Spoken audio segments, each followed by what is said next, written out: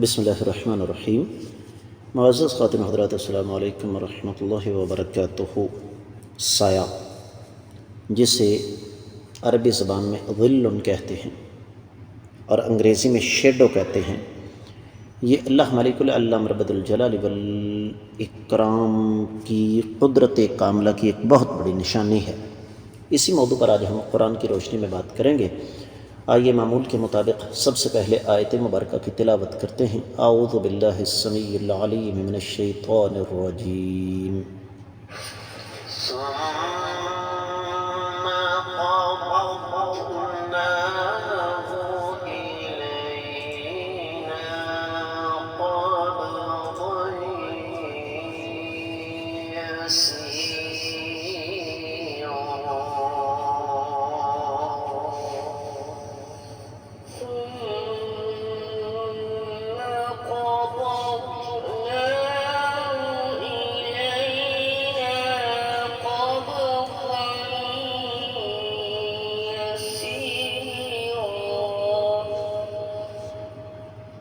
معزز خاتون حضرات، رب کائنات کی پاکیزہ کتاب قرآن مجید 19واں پارہ، سورہ مبارکہ کا نام الفرقان، اور اس عظیم سورہ مبارکہ کی 46ویں آیت مبارکہ آج ہم پڑھ رہے ہیں۔ اللہ ملک العلم رب الجلال والاکرام نے پچھلی آیت مبارکہ میں سائے کا تذکرہ فرمایا، اور اس آیت مبارکہ میں ارشاد فرمایا ثم پھر قبضناہ، ہم نے اسے کھینچ لیا، الینا اپنی طرف، قبضاً کھینچنا، یسیرا انتہائی آسانی کے ساتھ۔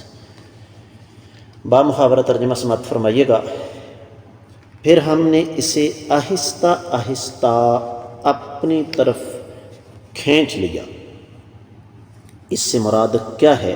اس سے مراد دراصل ہر چیز کا سایہ ہے، جو دراصل اللہ ملک العلم رب الجلال والاکرام کی قدرت کاملہ کی بہت بڑی نشانی ہے۔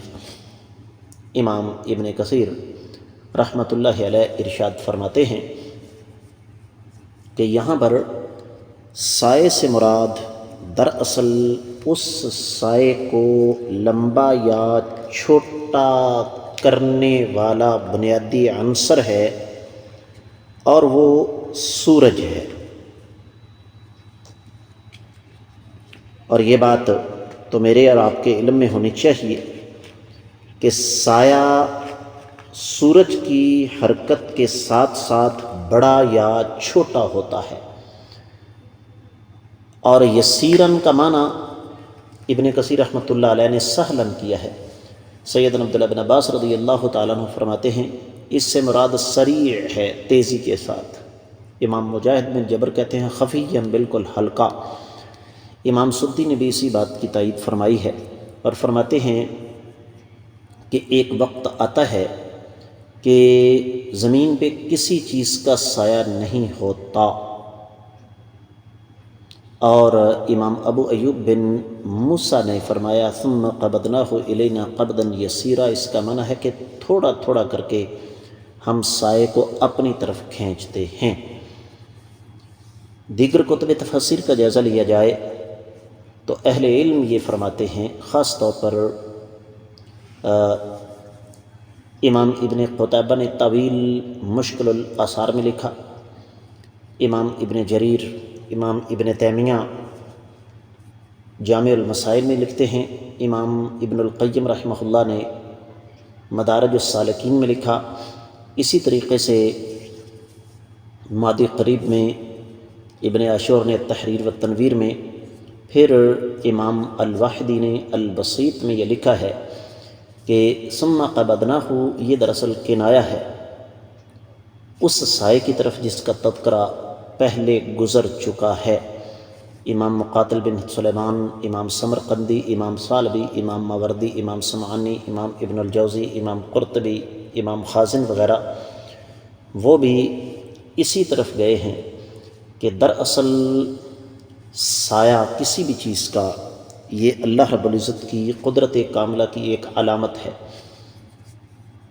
کہ اللہ تعالیٰ نے ہر چیز کا سایہ رکھا، اور اس سائے کو اپنی قدرت کاملہ کی نشانی قرار دینے کے ساتھ ساتھ انسان کے لیے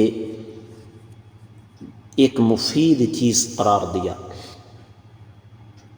اب آپ سوچ رہے ہوں گے کہ یہ مفید کیسے ہے؟ میں آپ کو سمجھاتا ہوں۔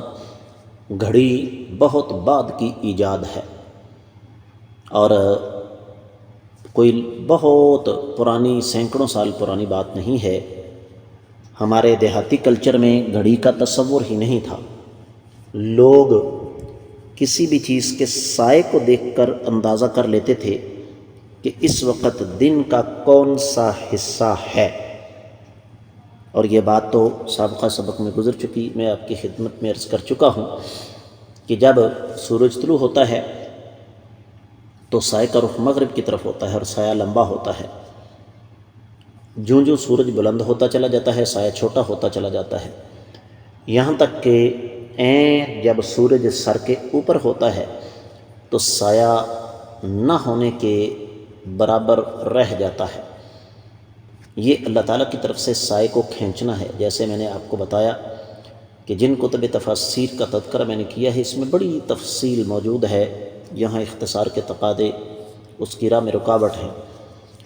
تو پھر یہ نہیں ہے کہ سایہ یک دم لمبا یا یک دم چھوٹا ہو جائے، بلکہ بڑی سہولت کے ساتھ، بڑے تدریج کے ساتھ، آہستہ آہستہ اللہ رب العزت اس سائے کو بڑا کرتے ہیں، پھر چھوٹا کرتے ہیں۔ اس کے بعد پھر جس حساب سے سورج غروب کی طرف چلتا جاتا ہے، سایہ ایک بار پھر طویل ہوتا چلا جاتا ہے۔ یہاں پر اہل علم نے خاص طور پر واحد و تفسیر میں اس کی بڑی تفصیل بیان کی گئی ہے کہ سورج دراصل یہ منبع ہے سائے کا۔ اگر سورج نہ ہوتا تو سائے کا پتہ نہ چلتا، تو اللہ تعالیٰ نے اس کو پھیلایا، پھر چھوٹا کیا، پھر پھیلایا۔ تو یہ اللہ مالک العلم رب الجلال والاکرام کی طرف سے چیلنج ہے کہ اے شرک کرنے والو، اپنے باطل معبودوں کو بلاؤ اور ان سے کہو کہ میں نے سورج ڈھلنے سے قبل سائے کا رخ مغرب کی طرف کیا ہے تو مشرق کی طرف کر کے دکھاؤ، اور سورج ڈھلنے کے بعد سائے کا رخ میں مغرب مسلسل مشرق کی طرف کرتا چلا جاتا ہوں، سایہ لمبا ہوتا جاتا ہے، تم چھوٹا کر کے دکھاؤ۔ ناممکن ہے۔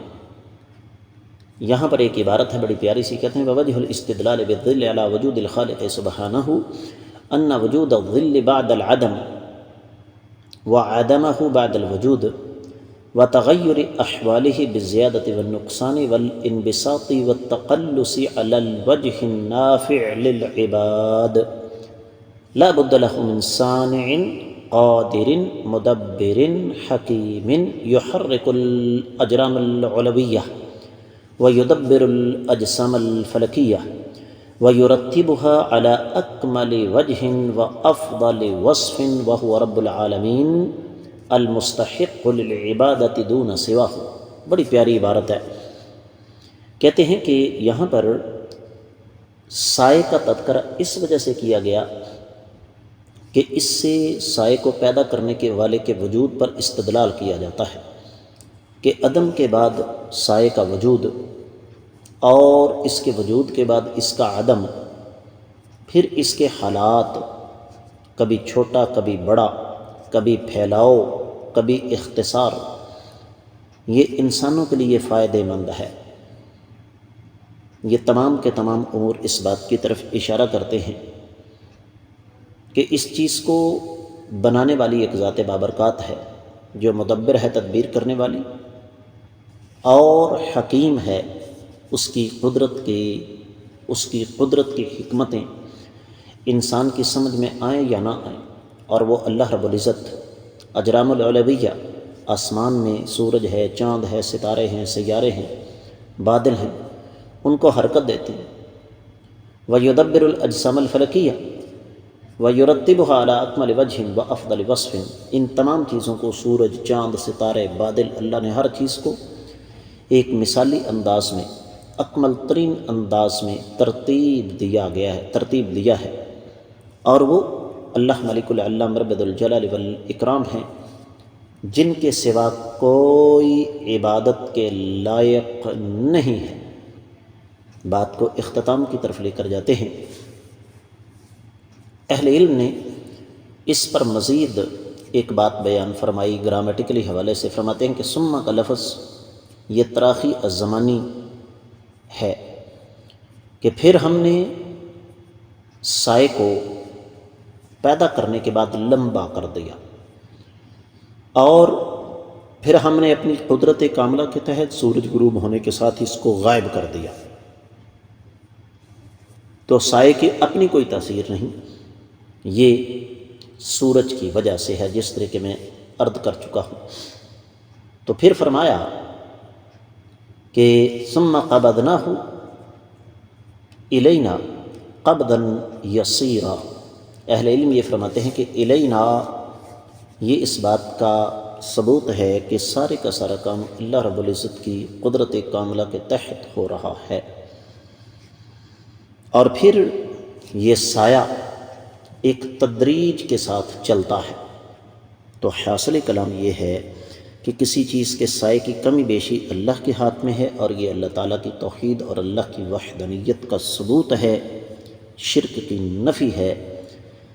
انسان اس کو سمجھنا چاہے تو سمجھ سکتا ہے۔ اس کے ساتھ ہی آج کا سبق مکمل ہوتا ہے۔ اجازت دیجیے، السلام علیکم ورحمۃ اللہ وبرکاتہ۔